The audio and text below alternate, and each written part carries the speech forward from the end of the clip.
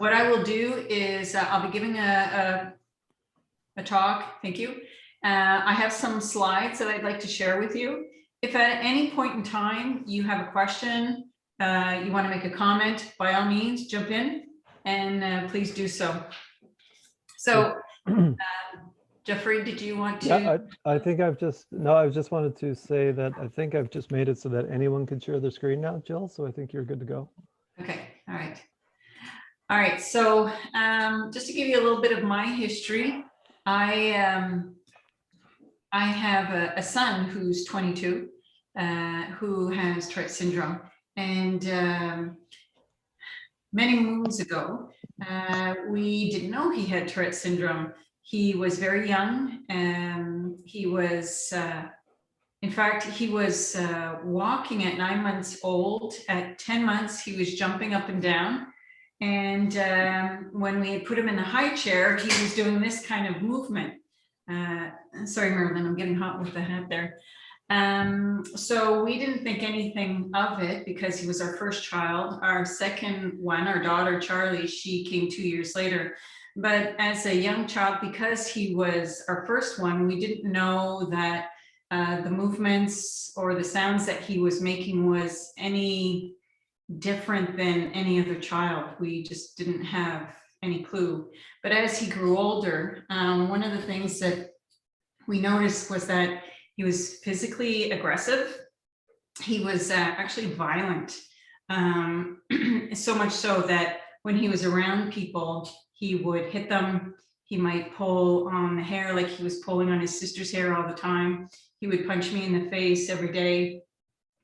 There was a level of aggression that was, excuse me, it was alarming. He also showed signs of anxiety. There were certain foods that he didn't want to eat. He was afraid that he would choke on. He was very hyperactive. He had an inability to remain focused. And so the years went by, we realized that there was something off. We had gone to a number of different specialists, health professionals, whether it was our family doctor, whether it was a psychiatrist, a neurologist. At 4 years old, we went and saw considered one of the best neurologists in Ottawa. And he said to us that our child had an immature central nervous system, and that by the time he reached 7, everything would go away. That was not true. That didn't happen. If anything, things got worse. We went and saw a psychiatrist at CHIO who wanted to put him on some heavy meds. And I had asked the psychiatrist, I said, what do you think of vitamin mineral therapy?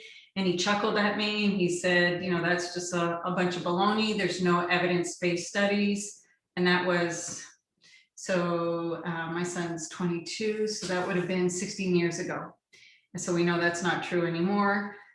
So there was a whole bunch of different factors that came into play. The other thing was we were really focused on his anxiety, his hyperactivity. I mean, it was crazy.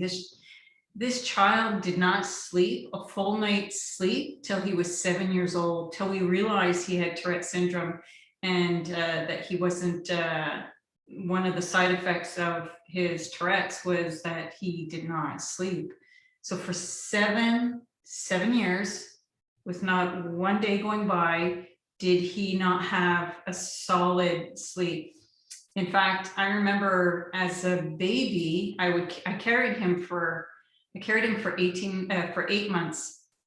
And I remember one of my friends saying to me that she couldn't believe how often he would get up. He was just, it was constant, the movements, the sounds, since he was born. I think he's a bit of an anomaly because, as I'll explain in my presentation, typically the tics start showing up between the ages of 4 and 8. So, sorry, 4 and 7. Anyway, so just shy of his 7th birthday, we realized that he had Tourette syndrome. And in addition to that, he also had the associative conditions of anxiety, obsessive compulsive disorder,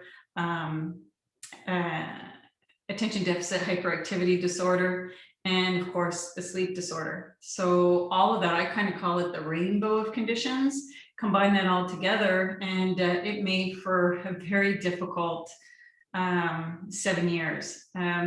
Interestingly enough, after we found out that he had Tourette syndrome, things got a little bit easier because we read up on the condition.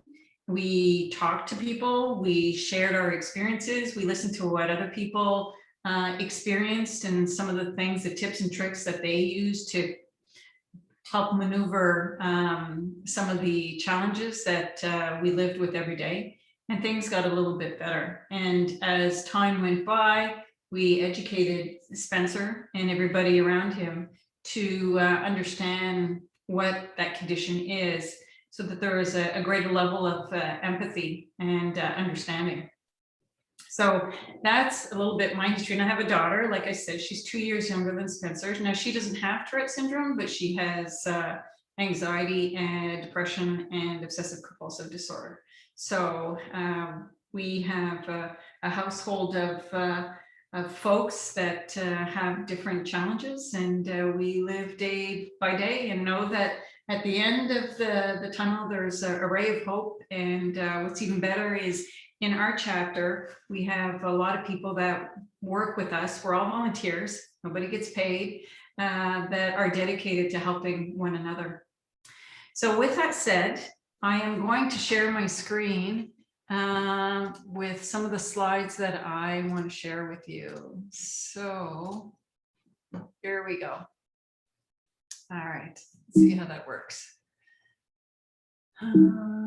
Okay. So I'm just learning how to use this. Bear with me. All right. So Tourette syndrome, often when I talk to people, they say, oh, it's a disorder. They refer to it as a disorder or a disease. It really is a neurological condition. I mean, you see on the screen, it says disorder. I don't like using that term at all. I consider it a neurological condition that is affected, it has mental health issues that are connected with it as well. It's characterized by involuntary motor as well as vocal tics, and I'll get into that a little bit later. The tics can range from very subtle. So in fact, if you were to meet my son, you would never know in a million years that he had Tourette syndrome. One of the reasons being that he can actually control his tics. So some people can control their tics, and so you wouldn't even know they have it, to absolutely bizarre or very severe, intense tics.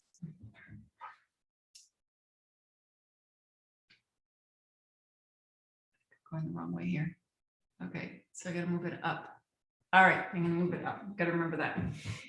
There is, so with Tourette syndrome, there is a genetic component. If you have a parent or a relative that has Tourette syndrome, the likelihood that you or one of your offsprings will have Tourette syndrome increases significantly. In our family, we don't know, so when I say we, my husband and I, we don't know of anybody else that has Tourette syndrome. However, if I look on my side of the family, my father stuttered a lot, and my mom definitely has obsessive compulsive disorder, and she's ADD. So the associative conditions are quite apparent on my side of the family. I have ADHD, and I also have OCD. I remember in grade 4, my teacher wrote a note home to the teacher, to my mom, saying, Jill's not paying attention in class. She's super hyper. She's not sitting still. And of course, I do have OCD. On my husband's side, there's depression, there's OCD as well. So you kind of combine that, and we probably increase the predisposition for Tourette syndrome among our offspring. It's definitely not due to intentional bad behavior or bad parenting. I can vouch for that. It's not a learned or a chosen behavior. I mean, when I give presentations in schools and in offices, I say that who would engage in behavior that would draw attention to them in such a challenging way? It's definitely not chosen. And the genes haven't been identified, but I know, for example, like there's the Yale Child Center in the United States, and they're doing some heavy work on Tourette syndrome. They think they found a connection to the gene, but that's theory at this point.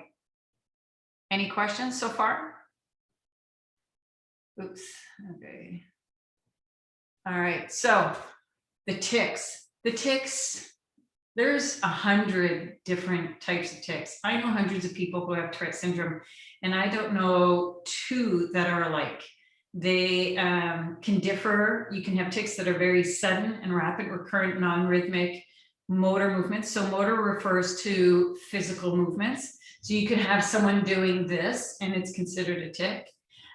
You also have, so in order to be diagnosed with Tourette syndrome, by the way, you have to have both physical tics as well as vocal tics.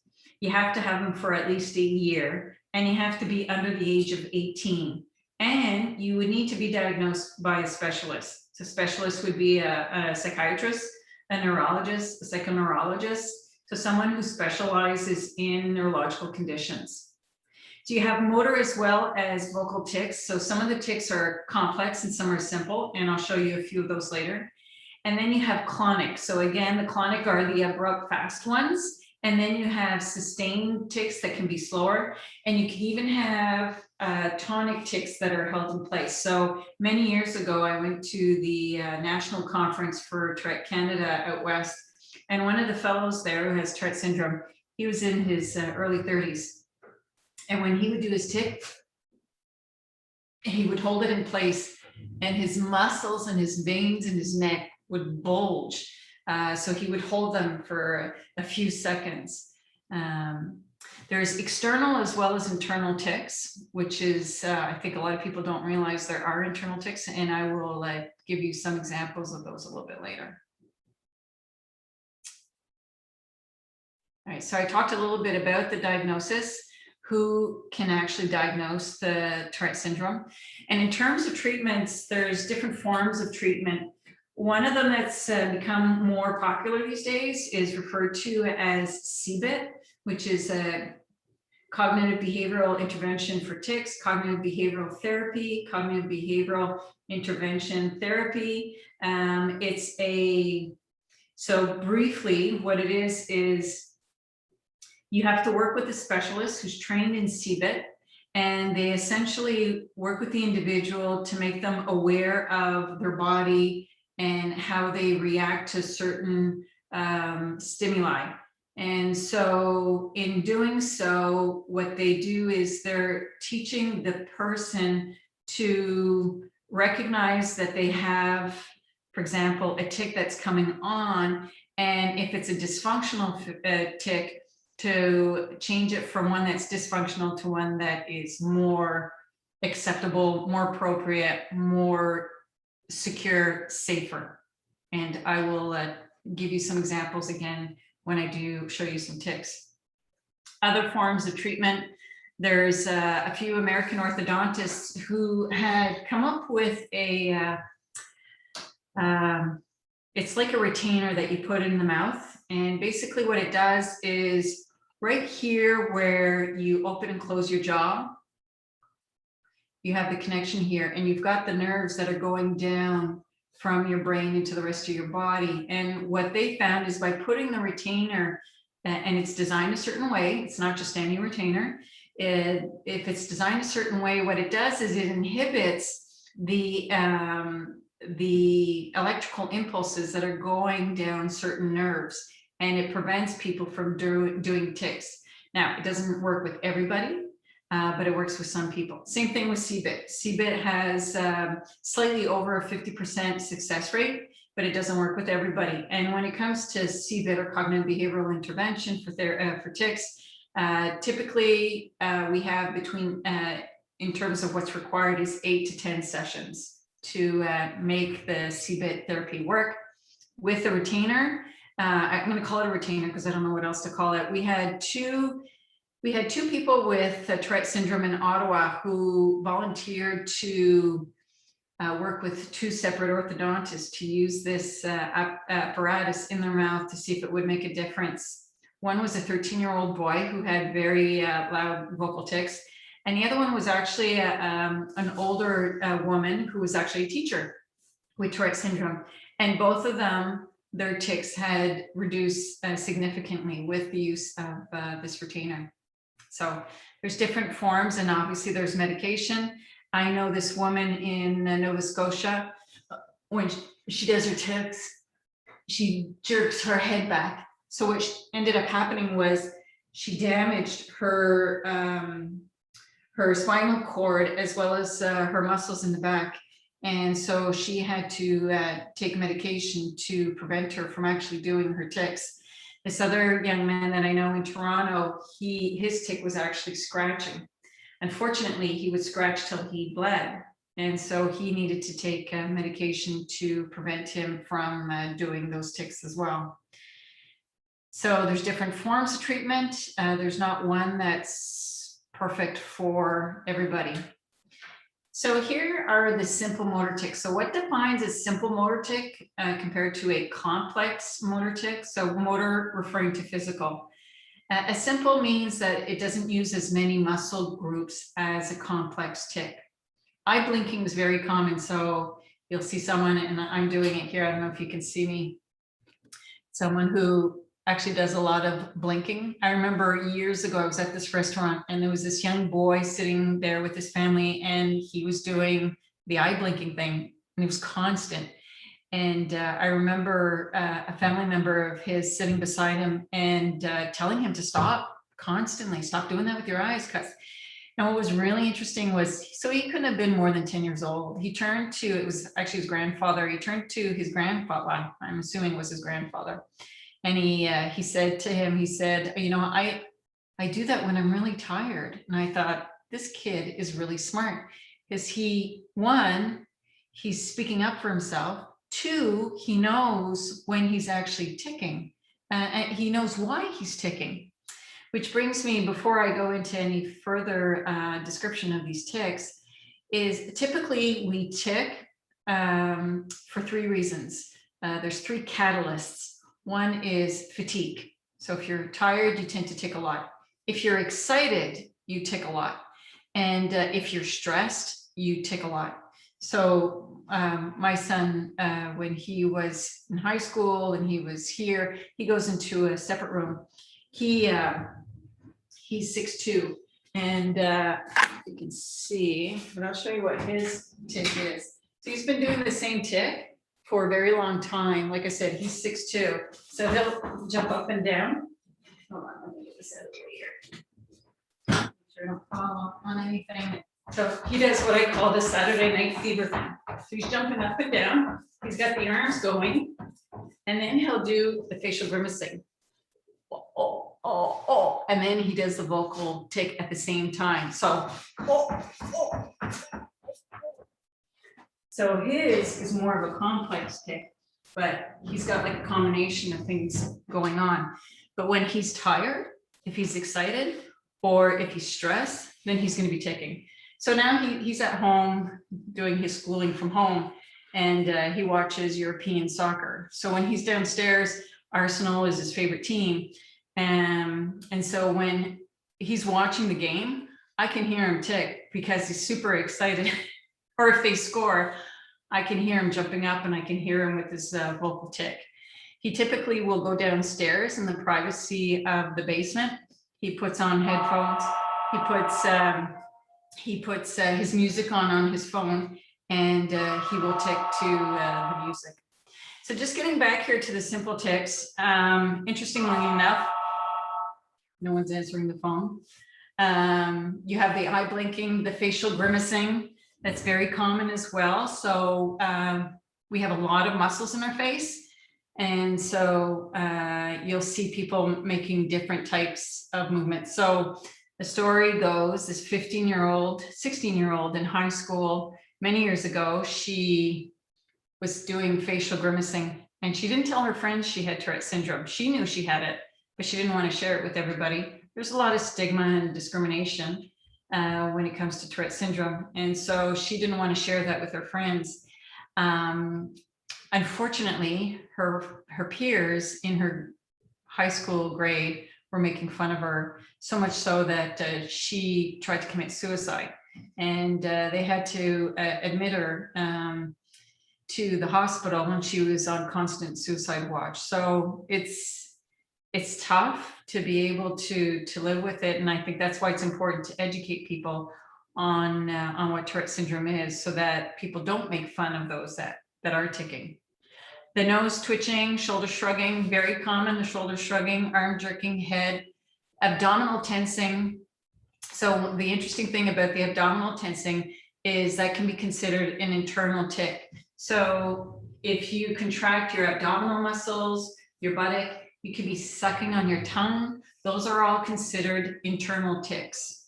Kicking finger movements. So Spencer does this with his fingers, and that's also considered ticking. Yeah, that's right, ticking. Teeth clicking, knuckle cracking, tensing parts of the body, like I was showing you before.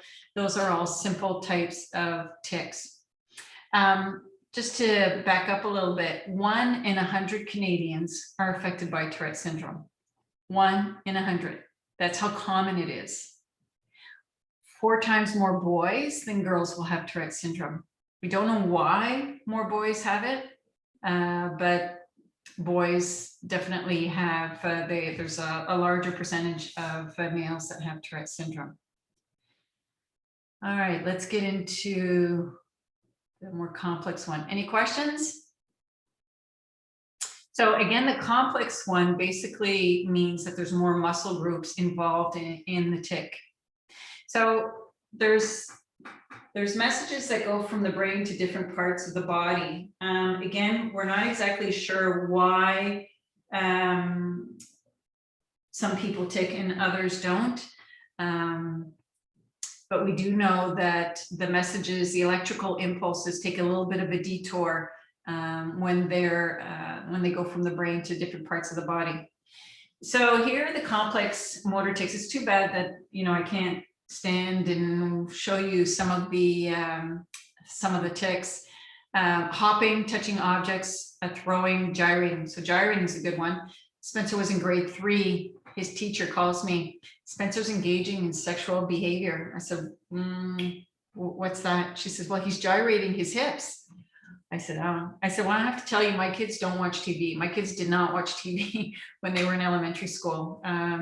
They were playing basically or doing something else, but they didn't watch TV. They weren't on the internet. So there was no sexual exposure, so to speak. And I said to her, I said, no, that's a tic.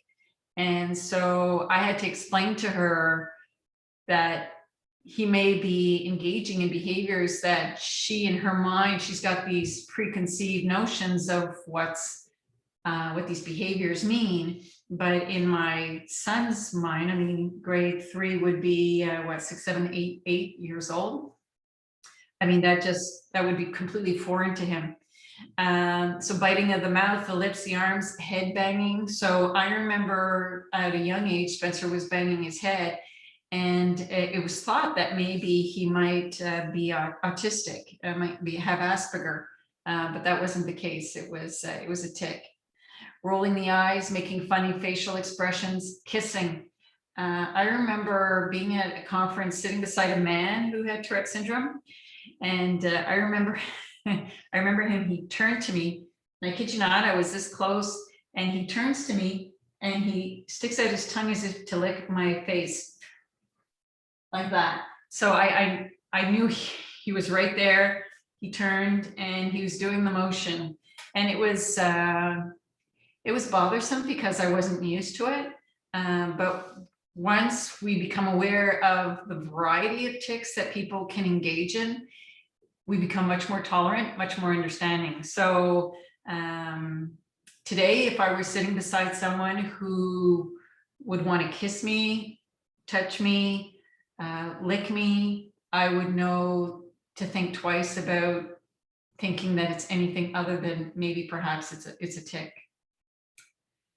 So you see the copropraxia, the obscene gestures, giving the finger, grabbing genitalia, and echopraxia, which is imitating gestures or movements of others. What that means is if I have Tourette syndrome and I'm sitting beside someone like Carol Burnett, who, you know, had a tendency to pull on her ear, I could actually pick that up as a tic. So I can actually echo the movement of a person who is in my environment.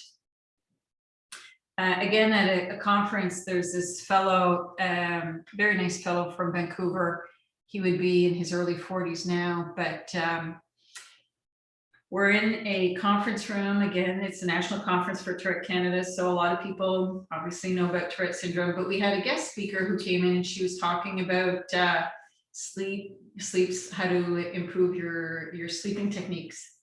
And so she comes up to the podium and she starts talking, and Sandeep, this young man, was sitting in the front row. He has Tourette syndrome. And of course, all of a sudden, he's got the two fingers going up, and he also has coprolalia. So he's screaming, effing bitch, and I think she was shocked.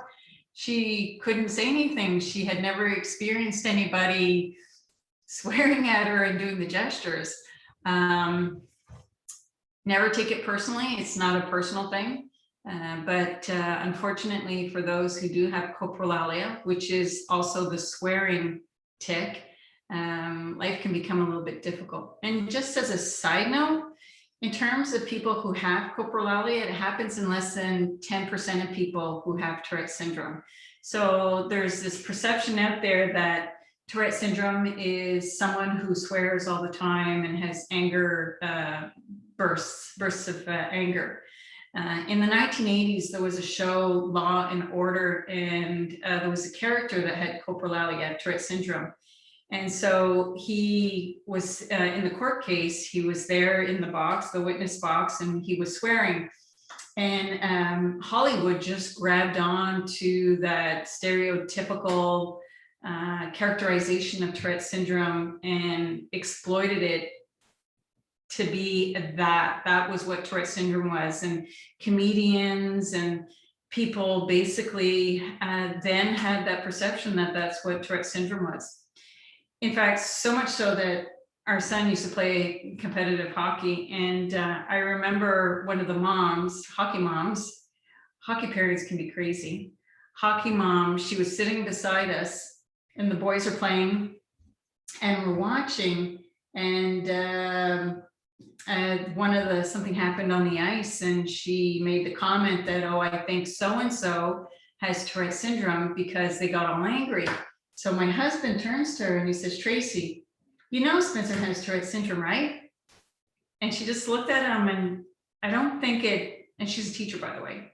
I don't think she understood exactly what she said. We're so quick to use that term to refer to people who swear or who have bursts of anger. It's horrible. And that's why it's important to talk about Tourette syndrome, to educate people about it, so that people don't think those things when they're a mischaracterization completely. All right, let's get back onto the tics here. So those are the complex motor tics. Then you have the vocal tics. So these are the simple ones: throat clearing, coughing, spitting. Again, get the phone call from the mom. So I, as a volunteer, over the years, I would get a lot of calls from parents and individuals who had Tourette syndrome, trying to understand what it is, what can be done, and so on and so forth. So this mom calls me, and as she's explaining to me that her son has Tourette syndrome and his tic is coughing, she's clearing her throat constantly as she's talking to me. And his tic, like I said, was coughing. The problem with that is everybody thought he was sick, but he wasn't sick. So he wasn't putting his hand in front of his mouth when he was coughing because he knew he wasn't sick. It was his tic. So as she's explaining this to me, I said to her, I said, do you have Tourette syndrome as well? I hear that you're, clearing your throat quite frequently. No, she says to me, I had a little cold, just something in my throat. Okay. She calls me back 2 years later.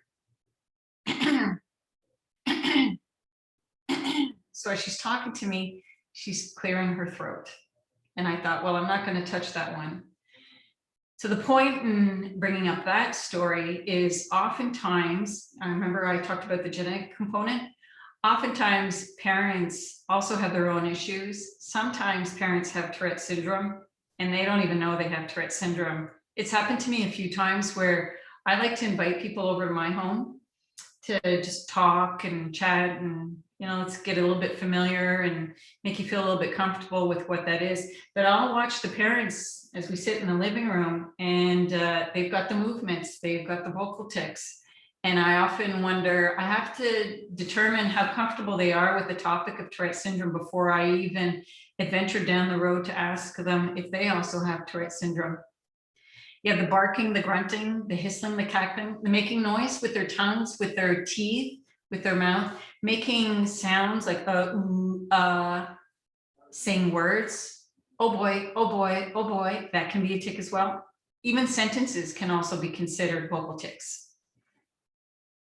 So this girl, she was in grade 6, and her vocal tic was, which was very unfortunate, because at the time that she had those vocal tics, they were reading Charlotte's Web. And if you're familiar with that book, it's a story about a pig. And so everybody was calling her Miss Piggy. So she's in grade 6, 12 years old, 12, 13 years old. So imagine how damaging that is. So I went in and explained what Tourette syndrome was. And the kids understood afterwards, but yeah, not easy. So then you have the more complex one that I've already mentioned, the phrases, the words. Oh, yeah, John, you have a question? Oh, no, sorry, Wanda, you have a question? I do. So does that mean anybody who has a tic has Tourette's? No. Good question. So there's different types of conditions. There's tic conditions that are not necessarily Tourette syndrome. There's a variety of different tics, and some you'll talk to different specialists and they will give you different answers. But the long and short of it with respect to Tourette syndrome is you have to have a vocal tic, so a vocal tic as well as a physical tic. Oh yeah, right, you said that. Yeah, okay. At least the two combined for at least a year, and you have to be under the age of 18. So that's, it's, from every 5 years, there's a diagnostic statistical manual, which is kind of like the Bible for psychiatrists in the United States, but they change the definition occasionally. And so sometimes it's, you have to have 2 physical tics and 1 vocal tic. Sometimes it's 1 physical tic and 1 vocal tic. Either way, for the most part, you have to have a vocal tic as well as a physical tic to be diagnosed with Tourette syndrome. Mm-hmm. Okay, thank you. Yeah. So interestingly enough, stuttering is also a tic. Speech abnormalities as well, the way certain tones, loudness, accents, as well as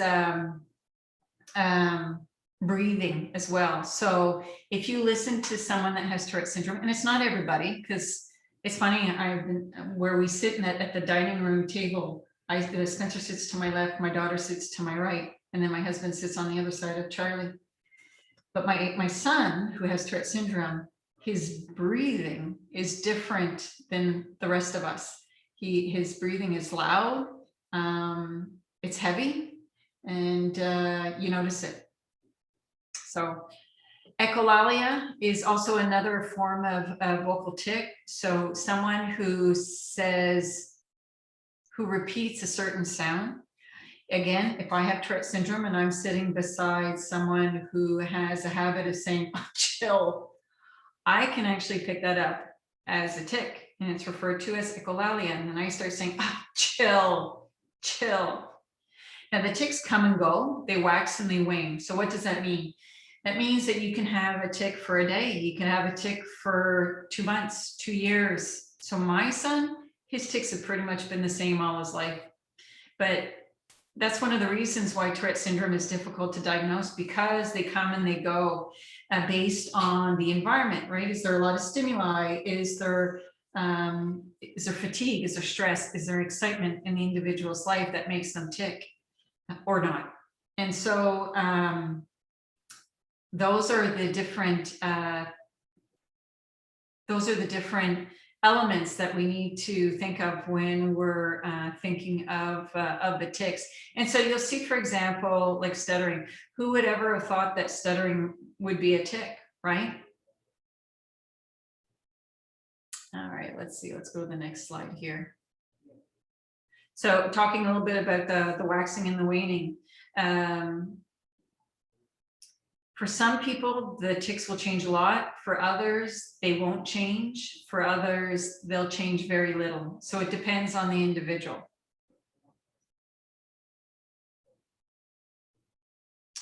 So if there's one thing that you remember from this presentation, and only one thing that you remember, it is this. When someone tics, do not ask them to stop ticking. That would be like me asking you to stop blinking. So the brain makes us do certain movements, such as blinking, for a reason. And it's not something that we think of. Like, I don't think, okay, I'm going to blink now. Wait 2 seconds. I think I'm going to blink now. I'm going to blink again. We don't. It's automatic. For someone that has Tourette syndrome, for the most part, the tics are automatic. In other words, the person doesn't think about ticking. It comes to them naturally. So when we tell them to stop ticking, what we're doing is we're telling them to stop doing something that is natural to them, to their physiology, to their neurology. And that's not a good thing to do. And the reason for that is because, well, there's a number of reasons. Firstly, from a physiological standpoint, if I were to ask you to stop blinking, even for 30 seconds, you would have a physiological reaction. It's the same thing with someone who feels the need to tick. If we tell them to stop ticking, they get a physiological reaction to that. The second thing is we're basically telling them that we're not accepting them for who they are. And that can have very damaging consequences.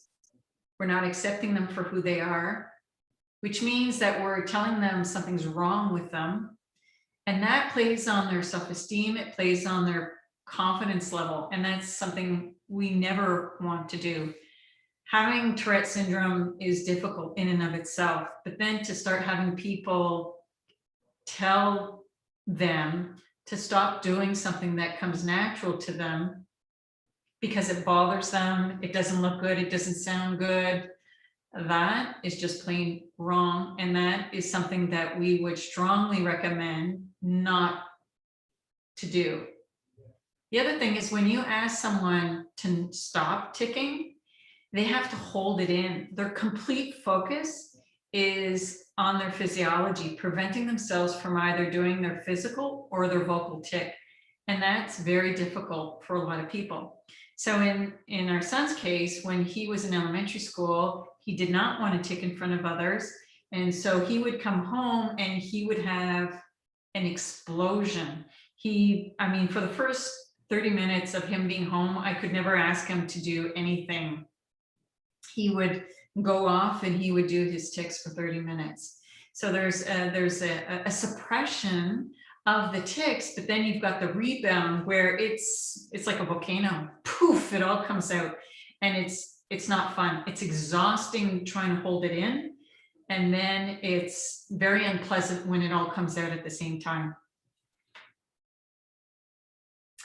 When someone is about to tic, they have what we refer to as a premonitory urge, similar to you and I when we're about to sneeze. It's the same thing. You know when you're about to sneeze?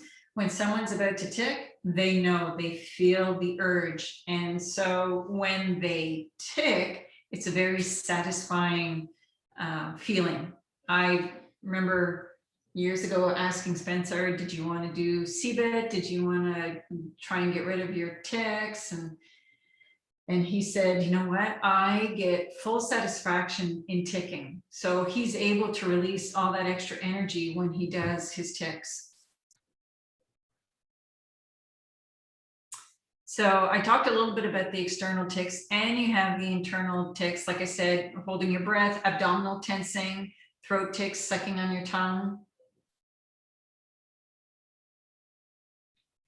And then, of course, for many people, it's not the tics that are the issue, it's the associative conditions. And sometimes it's referred to as TS+. So it's the attention deficit hyperactivity disorder or attention deficit disorder, the anxiety, the obsessive compulsive disorder, the sleep disorder, the sensory dysfunction. So individuals that have Tourette syndrome can be either hyposensitive to the stimuli around them, the sound, the smell, the look, the noise, or they can be hypersensitive. In most cases, they're hypersensitive to their environment.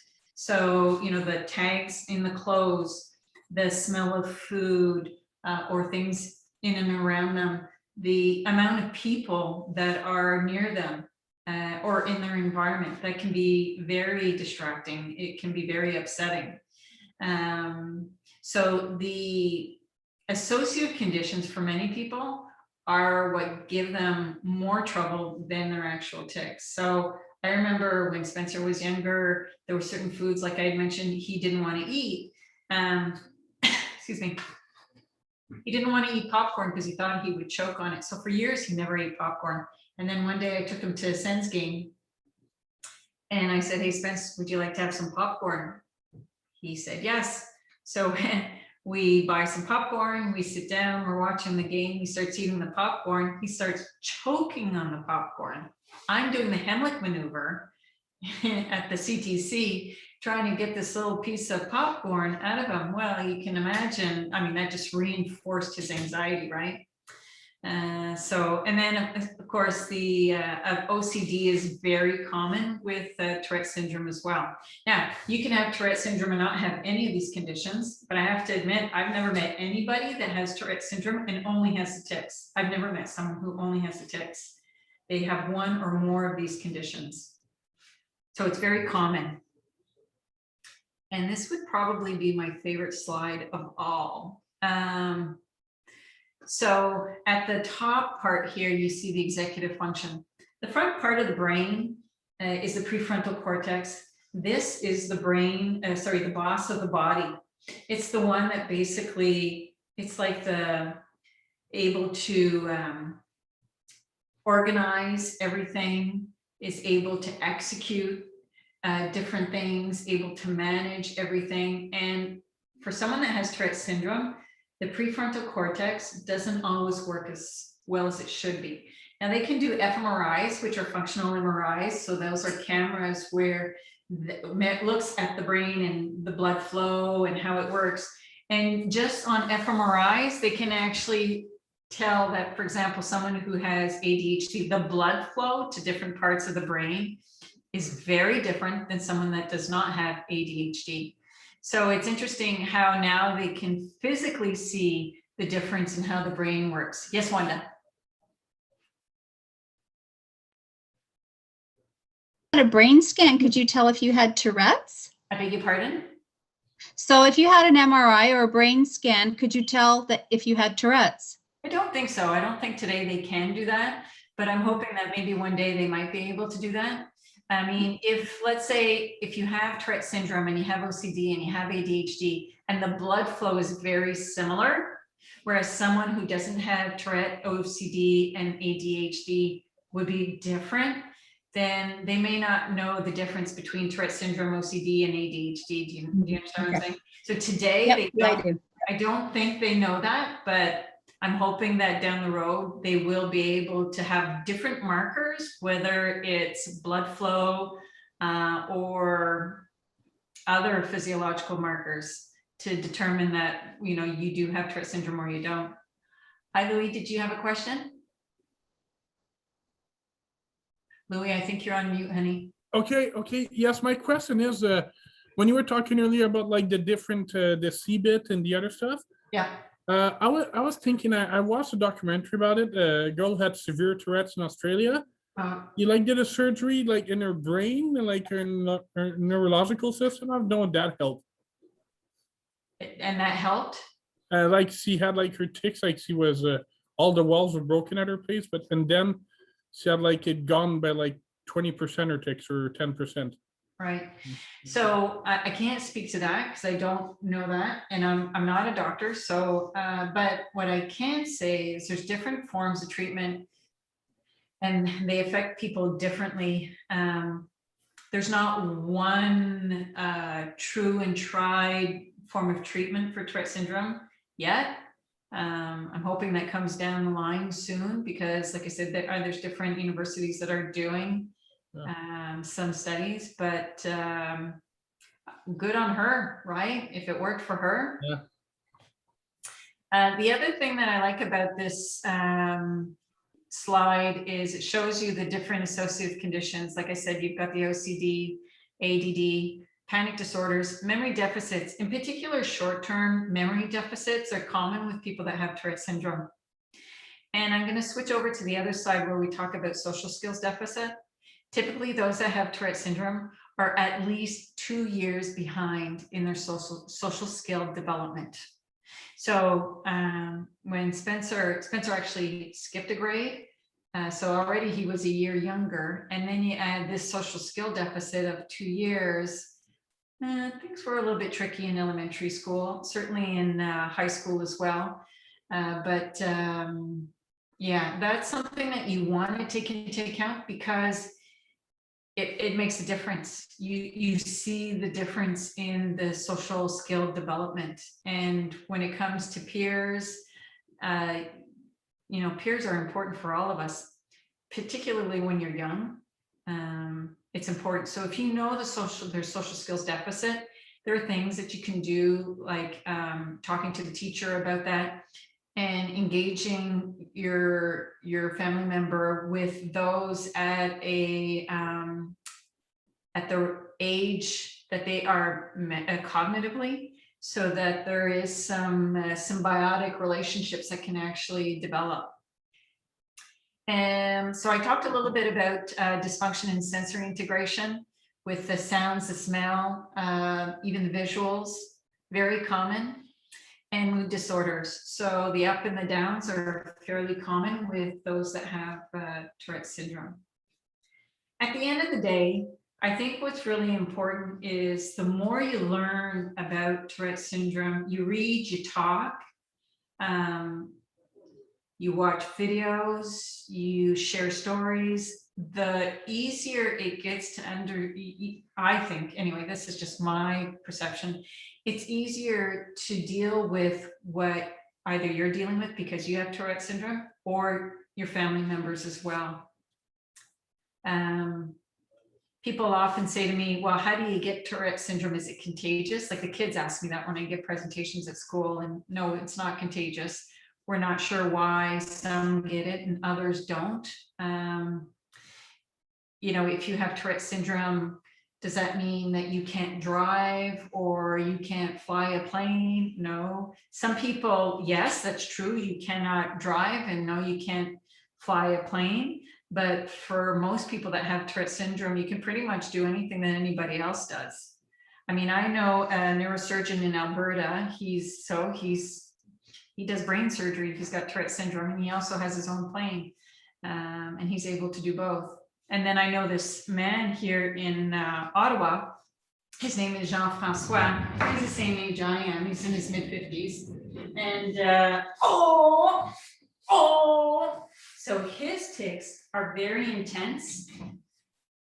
He can't drive. He won't drive. He knows he's too dangerous. It's too dangerous for him and for others. So he takes the bus. He's got a great sense of humor. And when people stare at him because he's making these tics and these movements, these vocal tics, as well as these physical movements, he basically says to them, I have Tourette syndrome. So I think I've talked a lot. I want to see if anybody has any questions, any comments you want to make. I'm just going to remove this stuff sharing thing here. Well, I learned a lot. I thought that was really great. Thank you very much for that. You're welcome. Anybody else have some questions or comments? Oh, that's a couple of times I've heard that one, Jill, and you do a good job of bringing new stuff into it, new stories every time. So thanks for that. My pleasure. So what I'd like to do is we have a newsletter that goes out. Jeffrey and Catherine are good enough to disseminate the information. It's free.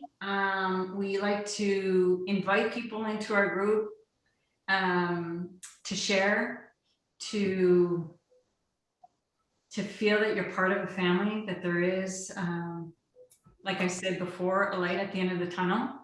And I don't have all the answers, but I know, like, for example, Jeffrey and Marilyn and Joanne, they're all volunteers, and Louis is often with our group. We often talk about different things that, oh, I'm John. Hi, Dad. We often talk about things that we and we share with one another, and we try to do everything free because we know some people don't have, well, there's really no cost in sharing stories and being friends, is there? And it's unfortunate with COVID, but now that summer's coming, we might have events in, let's say, my place in the backyard where we've got open space and have people come and meet each other. And actually, I was talking to a mom 2 days ago. She has a son who has Tourette syndrome, who underwent CBIT. So Simon is 15 years old. He's in grade 11. So he underwent CBIT with great success. Ooh, I love the cat. I'm a cat person too. Charlie. And she actually wants to come in April to our virtual support meeting and talk about her experience with CBIT with her son. So if anybody wants to find out a little bit more about CBIT from a personal standpoint, and bring that cat here, please. I love cats. Please join us for April 13th. Joanne, is that correct, Joanne? April 13th is our next virtual meeting? I don't have it in front of me, but I think so. Second Tuesday of April, correct? April 9th or 13th? So if it's the second Tuesday of April, it's the 13th. Okay. See, Yeah, that would be it. I am an automated person. I use paper. So her name is Jenny, and I'll be sending her the information when she'll be joining us. But there you go. Any last words, anybody? No, that was good. Thank you very much. Okay, you're welcome. Thanks, Marla. Jill. Wonderful to see you, Yep. Marla. Yeah. Thank you, Julie. Well, thanks very much. Hi, Jackie. Hi, Marla. Bye. Thank you very much, Jill. Thanks, Louis. Hey, Bye, everybody. bye, Wanda. Bye. Bye. Bye. Take care. Bye. Hi, it's all good. I'm just watching the with Louis, the Tourette syndrome